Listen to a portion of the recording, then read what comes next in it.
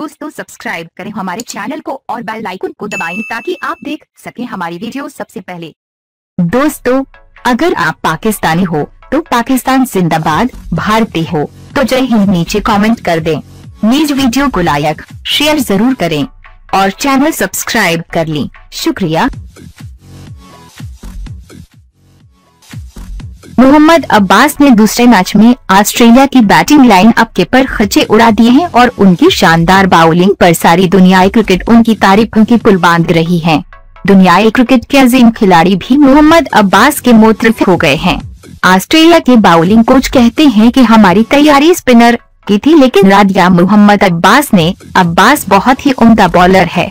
English star बल्लेबाज Michael walk का कहना है कि साल हुआ अब्बास को देखे, मुझे यकीन है वो मुझे ओवर की 6 बॉल्स पर 6 बार आउट कर देगा। क्रिकेट का एक बड़ा नाम पॉल कॉलिंगवुड कहते हैं कि पिछले माह मैंने अब्बास का सामना किया था। पहली इनिंग में बहुत बड़ी LBW की अपील हुई, लेकिन दूसरी इनिंग में अब्बास ने मुझे आउट कर दिया। ऑस्ट्रेलियाई साबिक क्रिकेटर जैसन गलीस्पी का कहना है कि मोहम्मद अब्बास स्टंप्स को चैलेंज करता है। वाह क्या बॉलर है। जुनूबी अफ्रीका के स्टार बॉलर डेल स्टेन को तो मोहम्मद अब्बास में दुनियाई क्रिकेट का नंबर 1 बॉलर नजर आ गया है। पाकिस्तानी स्टार बॉलर वकार यूनुस भी मोहम्मद अब्बास के फैन हो गए हैं। उनका कहना है कि अब्बास हर वक्त चैलेंज के लिए तैयार रहता है। मैं उन्हें देखकर बहुत खुश हूँ।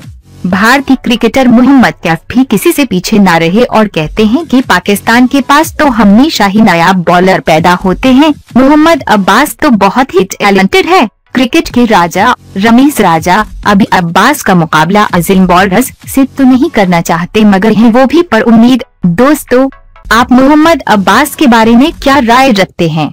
क्या मोहम्मद अब्बास की शक्ल में पाकिस्तान को एक अजीम बॉलर मिल गया है? अपनी राय जरूर दें।